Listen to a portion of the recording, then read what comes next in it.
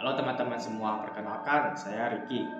Pada kesempatan kali ini, saya akan membahas materi tentang membangun decision support system atau membangun sistem pendukung keputusan.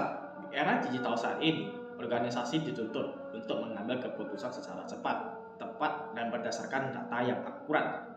Untuk memenuhi kebutuhan tersebut, membantu proses analisa dan memberikan rekomendasi keputusan. Sistem tersebut dikenal sebagai Decision Support System atau DSS. Namun, agar DSS dapat bekerja dengan baik, diperlukan proses pembangunan yang terstruktur, mulai dari analisis kebutuhan hingga implementasi dan evaluasi. Oleh karena itu, pada presentasi ini kita akan membahas tentang membangun DSS, komponen yang dibutuhkan, manfaat, tantangan, serta contoh penerapannya. Apa sih itu DSS?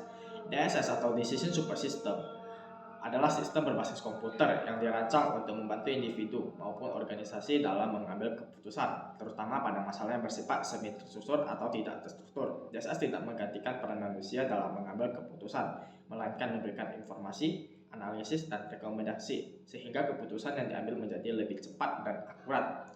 Tujuan membangun SSS memiliki beberapa tujuan utama, yaitu membantu pengambilan keputusan dalam menyelesaikan masalah yang kompleks, mengolah data menjadi informasi yang bermanfaat, menyediakan berbagai alternatif solusi, mengurangi kesalahan dalam pengambilan keputusan, meningkatkan efisiensi dan produktivitas organisasi. Dengan adanya DSS, proses pengambilan keputusan menjadi lebih objektif karena didasarkan pada data dan analisis.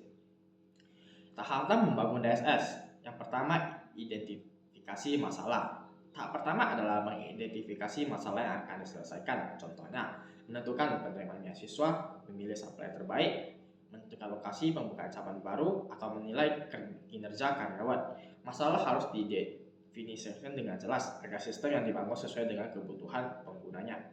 Yang kedua, analisis kebutuhan. Setelah masalah diketahui, langkah berikutnya adalah menganalisis kebutuhan sistem. Pada tahap ini ditentukan siapa pengguna sistem, data apa saja yang diperlukan, metode pengambilan keputusan yang akan digunakan, laporan atau output yang diharapkan. Analisis kebutuhan menjadi dasar dalam proses perancangan sistem. Yang ketiga, perancangan sistem. Tahapan ini meliputi perancangan seluruh komponen dasar seperti database untuk menyimpan data, modal perhitungan atau metode SPK, antarmuka pengguna atau user interface, struktur proses dan alur kerja sistem. Perancangan yang baik akan menghasilkan sistem yang mudah digunakan dan sesuai dengan kebutuhannya. Pemilihan metode SPK, System Additive Weighting atau SAW, Analytic Hierarchy Process atau AHP, Topsis, Weight Product atau WP. Dan yang terakhir adalah pengembangan sistem. Setelah desain selesai, sistem mulai dikembangkan menggunakan bahasa pemrograman dan database yang sesuai. Pada tahap ini dilakukan pembuatan halaman login, form input data, menu pengolahan data, proses perhitungan, dan laporan hasil keputusan. Pengujian sistem sebelum digunakan, DSS harus diuji untuk memastikan semua filter berjalan dengan baik.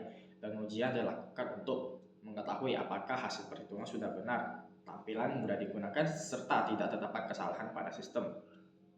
Implementasi. Setelah sistem dinyatakan layak, DSS mulai digunakan oleh pengguna sesuai kebutuhan organisasi. Pada tahap ini biasanya juga dilakukan pelatihan kepada pengguna agar dapat mengoperasikan sistem dengan baik. Evaluasi dan pemeliharaan. Setelah digunakan, sistem harus dievaluasi secara berkala. Jika terdapat perubahan kebutuhan atau ditemukan kesalahan, maka sistem perlu diperbarui agar tepat sesuai dengan kondisi organisasi. Komponen yang dibutuhkan dalam DSS: manajemen data, manajemen model, antarmuka pengguna, basis pengetahuan. Contoh penerapan DSS dapat ditemukan di berbagai bidang. Di bidang pendidikan, DSS digunakan untuk menentukan penerimaan beasiswa berdasarkan nilai akademik, prestasi, dan kondisi ekonomi. Di bidang bisnis, DSS membantu perusahaan memiliki supplier terbaik, menentukan strategi pemasaran dan menganalisis penjualan. Di bidang kesehatan, DSS membantu tenaga medis dalam menentukan prioritas penanganan pasien berdasarkan data yang tersedia. Di bidang pemerintah, DSS digunakan untuk menentukan penerimaan bantuan sosial dan mendukung keputusan kebijakan publik. Manfaat menggabungkan DSS: mempercepat pengambilan keputusan, meningkatkan akurasi hasil keputusan, mengurangi kesalahan akibat proses manual, membantu menganalisis data dalam jumlah besar, meningkatkan efisiensi kerja, mendukung keputusan lebih objektif dan transparan. Tantangan dalam membangun DSS diantaranya ketersediaan data yang lengkap dan akurat, biaya pengembangan sistem, keamanan data dan informasi, kemampuan pengguna dalam mengoperasikan sistem. Sebagai kesimpulan, DSS bukan hanya membuat sebuah aplikasi, tetapi juga membaca sistem yang mampu membantu proses pengambilan keputusan melalui data, metode, analisis, dan teknologi yang tepat. Semakin baik proses pembangunan, maka semakin baik pula kualitas keputusan dihasilkan. Sekian materi dari saya, terima kasih.